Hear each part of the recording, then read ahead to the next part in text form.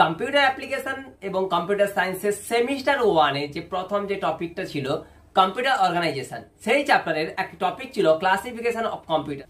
সেই ক্লাসটি নিয়ে আজকে মূলত আলোচনা করব এবং এই টপিক থেকে কি ধরনের প্রশ্ন পরীক্ষাতে আসবে সেইগুলো তোমাদের সামনে উপস্থাপন করব।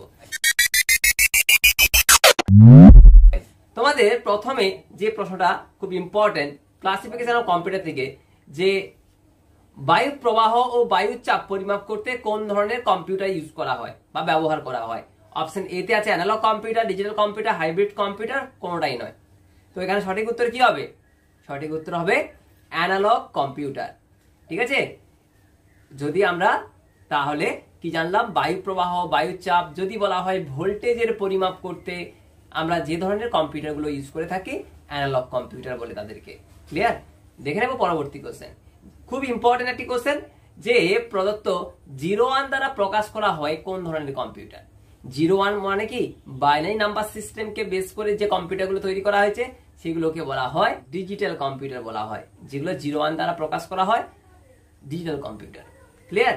দেখে নেব পরবর্তী কি প্রশ্ন রয়েছে ক্লাসিফিকেশন অফ কম্পিউটার থেকে। ভারতবর্ষে তৈরি প্রথম সুপার কম্পিউটারের নাম কি? স্পেলিংটা একটু মিস্টেক আছে, সুপার হবে এটা। ঠিক আছে, এটা হবে সুপার কম্পিউটার। প্রথম সুপার কম্পিউটারের নাম কি? তো এখানে সঠিক উত্তর হবে পরম। পরম হচ্ছে প্রথম সুপার কম্পিউটার ভারতবর্ষে। ক্লিয়ার?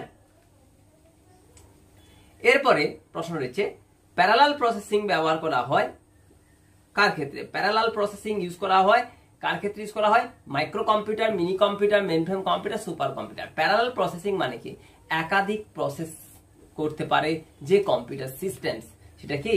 এখানে কিন্তু দুটো অ্যান্সার হবে, সুপার কম্পিউটার এবং মেইনফ্রেম কম্পিউটার। তবে হাই চান্স, মানে এই দুজনের মধ্যে থেকে যদি বেস্ট অ্যান্সার বলা হয় তাহলে বলবে সুপার কম্পিউটার, যেটা প্যারালাল প্রসেসিং কে একসেপ্ট করতে পারে। নেক্সট কোশ্চেন, প্রদত্ত কোন কম্পিউটারে একাধিক প্রসেসর ব্যবহার করা হয়? প্রসেসর ইউজ করা হয় কোন কম্পিউটারের ক্ষেত্রে? সঠিক উত্তর হবে সুপার কম্পিউটারের ক্ষেত্রে একাধিক প্রসেসর ব্যবহার করা হয়। ক্লিয়ার? দেখে নেব পরবর্তী কোশ্চেন, টাইম শেয়ারিং। এই টাইম শেয়ারিং পদ্ধতি ব্যবহার করা হয় কোন অপারেটিং সিস্টেমের ক্ষেত্রে বা কোন কম্পিউটারের ক্ষেত্রে? উত্তর হবে এখানে মেইন ফ্রেম কম্পিউটারের ক্ষেত্রে কিন্তু আমরা টাইম শেয়ারিং পদ্ধতি ব্যবহার করে থাকি। ক্লিয়ার? দেখে নেব পরবর্তী কোশ্চেন, কম্পিউটারে অ্যানালগ ও ডিজিটাল উভয় সমন্বয় তৈরি করা কম্পিউটারের নাম কি? কোন কম্পিউটার অ্যানালগ কম্পিউটার এবং ডিজিটাল কম্পিউটারকে কম্বিনেশন করে তৈরি করা হয়েছে? সঠিক উত্তর হাইব্রিড কম্পিউটার। অপশন নম্বর এ সঠিক উত্তর। ক্লিয়ার? দেখে নেব পরবর্তী কোশ্চেন, আবহাওয়ার পূর্বাভাস অর্থাৎ ওয়েদার ফরকাস্টিং করতে আমরা সাধারণত কোন কম্পিউটারকে ইউজ করে থাকি? সঠিক উত্তর কি হবে? সঠিক উত্তর হবে super computer. Right answer option number C. Super computer কি কাজে লাগে? সুপার কম্পিউটার হচ্ছে পৃথিবীর সব থেকে পাওয়ারফুল কম্পিউটার। এটা মেইনলি ইউজ করা হয় মিলিটারি পারপাস, স্যাটেলাইট, তারপর ওয়েদার ফরকাস্টিং, এই সমস্ত পারপাসে, মিসাইল, এই সমস্ত পারপাসে কিন্তু এই ধরনের বিশেষ কম্পিউটারটা ইউজ করা হয়। খুব পাওয়ারফুল একটি computer, super computer. Next question, CAD. CAD এর ফুল ফর্মটাও কিন্তু তোমরা ইম্পর্টেন্ট মনে রাখো, আমি লিখে দিয়েছি, কম্পিউটার অ্যাডেড ডিজাইন। এই ক্যাড এর ফুল ফর্মও পড়ে। তাছাড়া ক্যাড এর জন্য ব্যবহার করা হয় কোন কম্পিউটার? এই প্রশ্নটাও ইম্পর্টেন্ট রয়েছে।